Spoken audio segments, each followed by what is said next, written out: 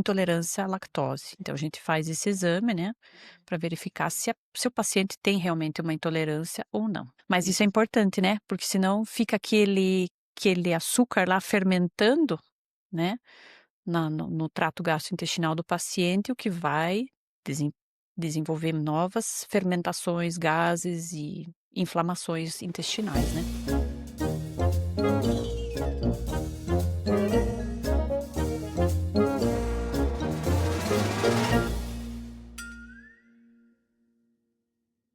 Olá, Andreia, tudo bem? Oi, Carol, tudo bem e você, como é que você tá? Tudo bem, graças a Deus. Então, vamos para mais uma discussão de casos e assuntos? Vamos então.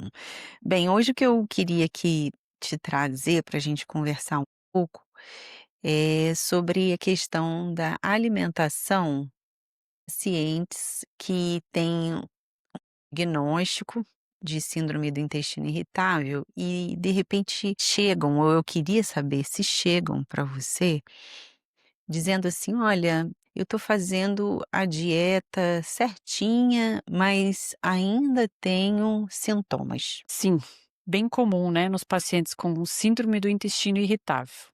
Eles chegam com uma restrição alimentar enorme, não relatando que não comem mais isso, mais aquilo, então assim, entendendo, né, da parte deles que eles estão fazendo algo correto, né. Porém, assim, isso acaba trazendo prejuízos a longo prazo. Sim, porque eles chegam com essa restrição alimentar e e aí fica parecendo que estão fazendo tudo certo, mas ao mesmo tempo têm sintomas e andam restritos, né? Exato. Eles acabam aderindo, descobrindo a dieta Low Food Map, que é uma dieta baixa, carboidratos demais, mais fermentáveis, né, acabam prolongando essa dieta, que na verdade tem o intuito de ser transitória, não podendo ser, de longo prazo, não uma dieta para se adotar, né. E ali que está um grande perigo, né, aí acaba trazendo uma variedade, uma diversidade muito pequena da microbiota intestinal e acabam desenvolvendo uma produção elevada de histamina, né, com essa continuidade, com essa dieta feita há muitos anos.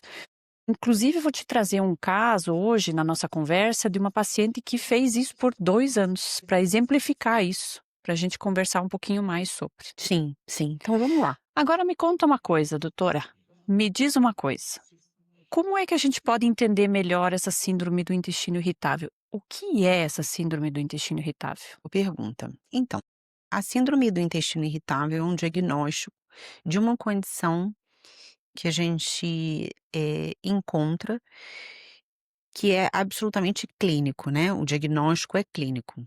Então, de acordo com um censo chamado Consenso Roma 4, e ele data de 2016, essa síndrome, para ser classificada como, ela precisa estar acontecendo como sintomas há pelo menos 6 meses, e ela é Uhum. caracterizada por dor abdominal e alteração no aspecto evacuatório, tanto na frequência das evacuações, quanto na consistência dessas fezes. E para que a gente possa afirmar, de acordo com esse consenso Roma 4, que aquele paciente se enquadra dentro desse diagnóstico, ele precisa apresentar dor abdominal pelo menos uma vez na semana, com essas alterações evacuatórias, seja mais para diarreia ou para constipação, e essa dor abdominal tem que se apresentar por pelo menos 3 meses. Então, se o paciente tem uma queixa por um mês, ele não é classificado ainda com essa síndrome. Não é. Entendi. E uma coisa interessante é o seguinte, como é que são feitos esses consensos, né? Une-se autoridades dentro da medicina, né, da gastroenterologia, um local, vinda de Uhum. países diversos, né, essas pessoas são nomeadas dentro das sociedades, nacionais, dentro da especialidade, e aí se discute assuntos e diagnósticos, condutas, inclusive, e aí dentro disso se forma o que a gente chama de consenso. E esses consensos, eles são estabelecidos a cada 10 anos. E aí vem aqui uma observação, né, isso cria um gap, porque 10 anos a gente tem uma grande mudança, às vezes, tecnológica, de diagnósticos e arsenal Uhum. terapêutico. Então acaba que, naturalmente, a gente sente que isso vai ficando meio defasado, né, por Esse exemplo, gap aí, né, a gente está para ter um novo consenso no próximo ano, né, 2026. 2026. Uhum. E eu acho que, assim, é muito importante traçar esse comentário aqui como gastroenterologista, que pelo menos na época que eu fiz residência e tive o primeiro contato com essa síndrome, né, a gente acreditava que e aprendia, assim, que a síndrome estava muito relacionada a fatores emocionais. Então era aquele paciente que chegava pra gente com uma dor abdominal, alteração evacuatória, e a gente entendia que aqueles sintomas se enquadravam depois de fazer, por exemplo, uma colonoscopia, avaliação dessas fezes e não encontrarmos nenhuma alteração nos exames para tal, né, seja de Uhum. imagem, prológico, uma coprocultura que justificasse aquela alteração, entendia-se o seguinte: esse paciente ele, tem uma condição emocional e a gente precisa tratar pouco o intestino, mas também as emoções. E aí Hum, utilizávamos ali remédios para dor, mas a resposta que o paciente tem sempre fica um pouco, assim, insatisfatória, sabe. Tô falando entendi. isso dentro de uma visão mais tradicional. E hoje em dia, né, inclusive, com esse olhar funcional integrativo que nós temos, eu aprendi que o papel do nutricionista é fundamental no acompanhamento desses pacientes. E me conta uma coisa, existe uma questão de mastócitos, de sistema imunológico um pouco exacerbado também, né, nesse paciente, né, Carol? Sim, porque é o seguinte, quando a gente fala de síndrome do intestino irritável, na verdade nós estamos falando, de uma condição que pode, na realidade, quadrar tantos outros aspectos da saúde daquele indivíduo e daquele intestino. Uhum. Então, às vezes a gente chama de síndrome do intestino irritável o que pode ser uma intolerância alimentar, uma condição de SIBO, enfim, ou aumento da permeabilidade intestinal, e esse aumento da permeabilidade intestinal ativa o sistema imunológico, e a gente tem como resposta também o aumento de mastócitos, de eosinófilos. Então, na realidade, buscar a causa da síndrome do intestino irritável, buscar a causa daquela condição ali é fundamental para que a gente tenha um tratamento mais efetivo. É chave, né, doutora? É É, importante, né? é, Pois é, é o que a gente vê com a nutrição também, né? Que a gente precisa, como você colocou, né? A importância de trabalhar em conjunto, né? Trazer essa dieta low food map que a gente diz que é a mais indicada para esse paciente, mas não deixar ele permanecer nessa dieta, né? Mas fazer ela acompanhada. Por quê? Porque a gente faz um processo de exclusão por um certo tempo, em torno de 30 a 40 dias. Fez a exclusão, depois a gente precisa fazer um processo de reintrodução desses alimentos, né? Por sim, grupos, né? E daí a gente faz o acompanhamento desse paciente para ele ir relatando sinais, sintomas de acordo e para a gente identificar as doses também, né? Que ele tolera. Os food maps que a gente diz, que é uma dieta, né, baixa em food maps, são os alimentos mais são carboidratos fermentáveis, e a gente trabalha com a exclusão e daí com inclusão aos pouquinhos por grupos para identificar quanto ele tolera, né, se ele tolera esse alimento.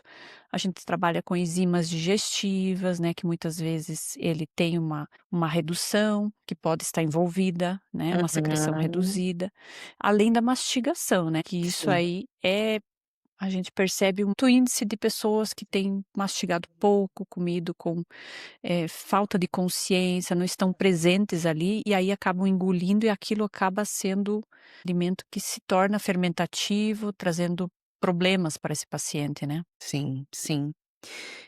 No dia a dia, o que eu observo muito no consultório é que, assim, o paciente chega com um diagnóstico dizendo: Uhum, "Eu tenho síndrome do intestino irritável", porque geralmente isso foi transmitido a ele por uhum. algum médico, e aí ele chega com esse rótulo e dizendo: "Eu faço a dieta, mas não vejo resultado". E aí? Então o nosso trabalho, eu entendo pelo menos, que está primeiro trazer clareza àquela condição.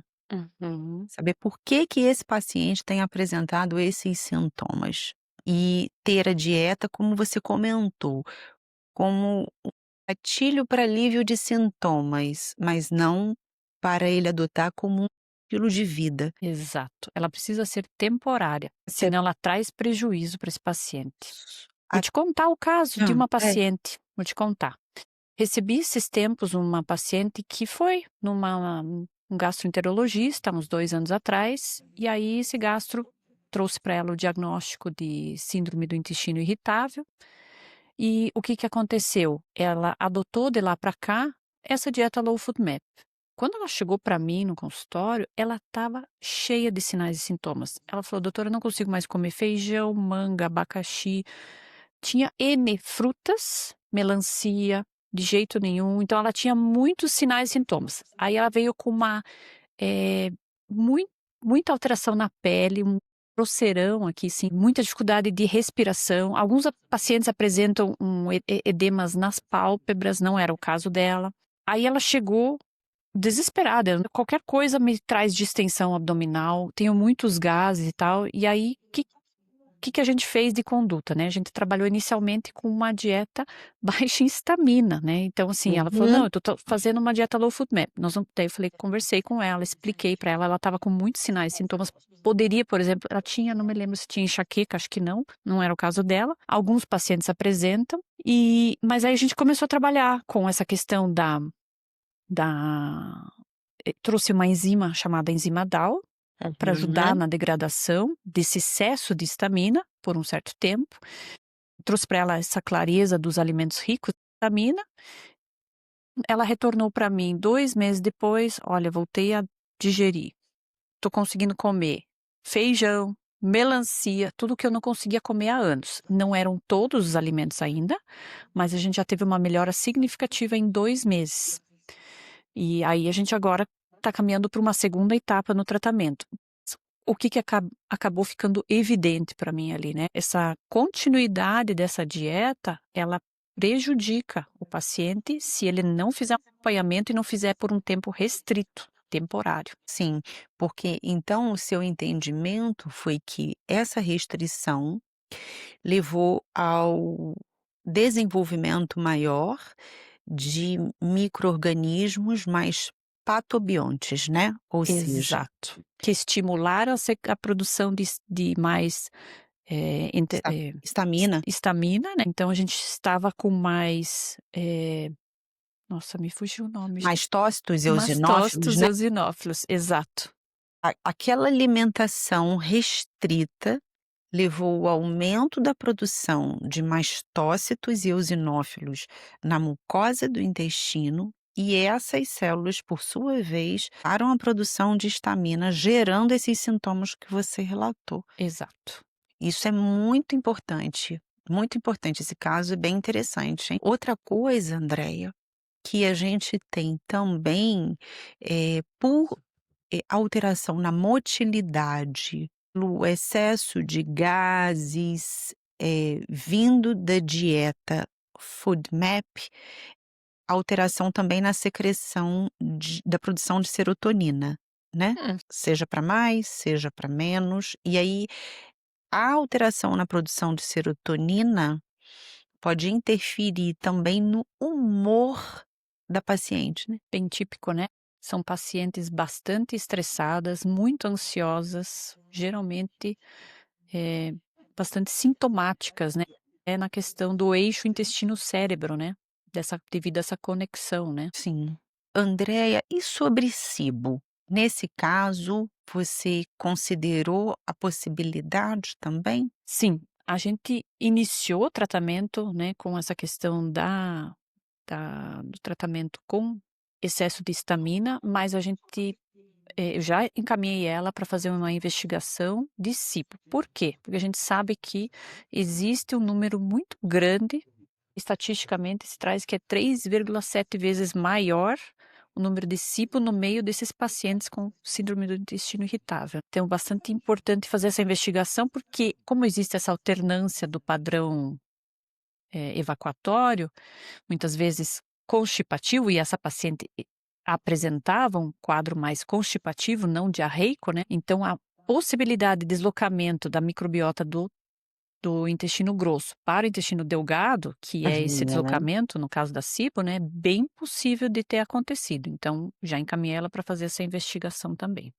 Então, assim, o que nós estamos aqui considerando é que, na realidade, ela tinha uma queixa com um diagnóstico, mas esse diagnóstico estava, engessado, né, nessa conduta, nesse manejo clínico dela. E aí, quando você faz uma suplementação de enzima DAO, e aí ela tem controle dessa degradação dos mastócitos e controle da liberação de histamina, ela tem melhora dos sintomas, né. Exato. E aí a gente entra também com alguns antioxidantes, como a quercetina, vitamina C, zinco, que tem um papel muito importante nesse controle, né.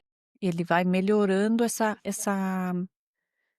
recuperação da mucosa intestinal que está altamente inflamada, né. Então é bem importante esse suporte antioxidante nessa etapa do tratamento, né. Muito legal, muito bom. Então você controla a secreção de histamina e, ao mesmo tempo, cuida da saúde dessas células, desses enterócitos, né. Exato. E por isso que a gente precisa conversar sobre esse manejo integrado, né, Carol. Como que a Sim, gente faz esse manejo que é muito importante esse trabalho em conjunto, né, da gastroenterologia com a nutrição, né. sim. Interessante você estar falando isso. Eu tenho um caso de uma paciente que chegou para mim dizendo o seguinte: "Olha, doutora, não posso comer nada com glúten nem lactose, tenho um diagnóstico de síndrome do intestino irritável". A mesma coisa, a pele áspera, e aí nessa eu procedi com uma investigação de SIBO, e ela apresentou teste respiratório positivo. E, em contrapartida, a gente fez uma endoscopia com biópsia de duodeno e as sorologias para pesquisa de doença celíaca, porque para ela era celíaca, tamanha a Uhum. intolerância que ela apresentava ao consumo de glúten. E o que aconteceu foi que nos exames eu vi que não, ela não tem nada para doença celíaca, mas ela tem sensibilidade ao glúten. Que é bem comum nos nossos dias também.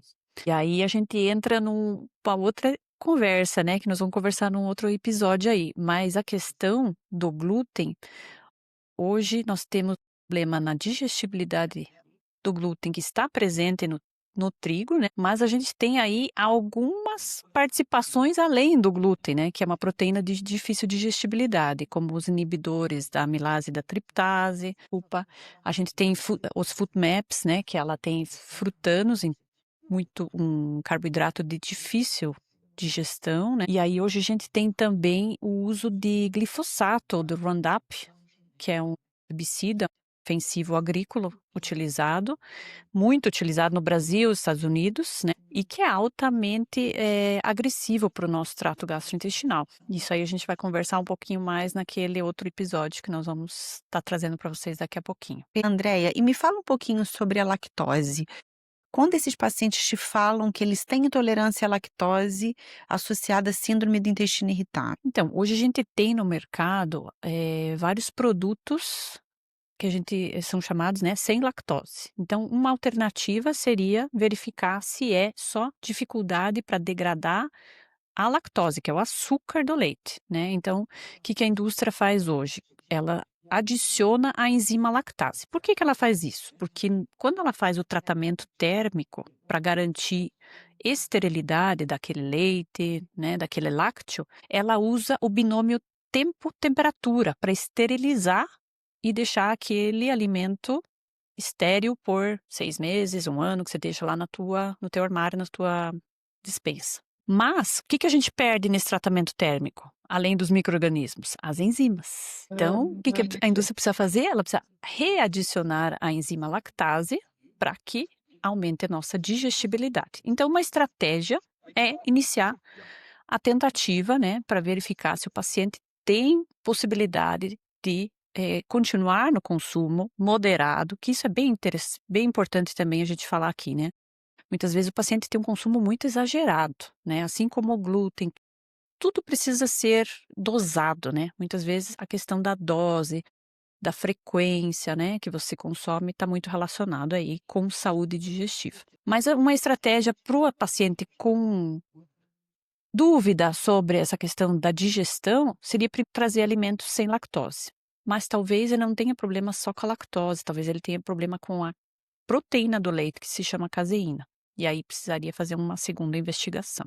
Ou utilizar também a enzima lactase, que você pode comprar na farmácia, né, para fazer o uso quando identificado intolerância à lactose. Então a gente faz esse exame, né, para verificar se o paciente tem realmente uma intolerância ou não. Mas isso é importante, né, porque senão fica aquele açúcar lá fermentando, né, no trato gastrointestinal do paciente, o que vai desenvolver novas fermentações, gases e inflamações intestinais, né. Muito interessante. Bem, dito isso, a gente entende um pouco mais a importância do papel do nutricionista acompanhando esses pacientes e também no processo de investigação clínica da causa desses sintomas que geraram esse possível diagnóstico que é a síndrome do intestino irritável, né. Exato. E eu acho que é muito interessante a gente, também conversar sobre a importância de trabalhar junto com o gastro junto, né, porque a gente como nutricionista, a gente tem limitações, né, na questão, então é muito bom trabalhar junto com o médico gastroenterologista, porque a gente tem o auxílio da investigação, são 2 olhares, né, então esse olhar 360 sobre o paciente, ele é bem importante, porque a gente tem um olhar complementar, conjunto nesse trabalho. Legal, muito bom. Bom, eu quero te agradecer por todas essas explicações que são bem relevantes, eh, e pelo enriquecimento, né, desse assunto aqui. Eu que agradeço também, Caroline, é muito bom poder compartilhar e trabalhar e ter esse agregar no nosso trabalho, né, esse crescimento no que a gente faz juntas, é muito importante esse troca essas trocas, né. Então tá, até a próxima, Vamos para a buscando a próxima? raiz do problema. Exatamente.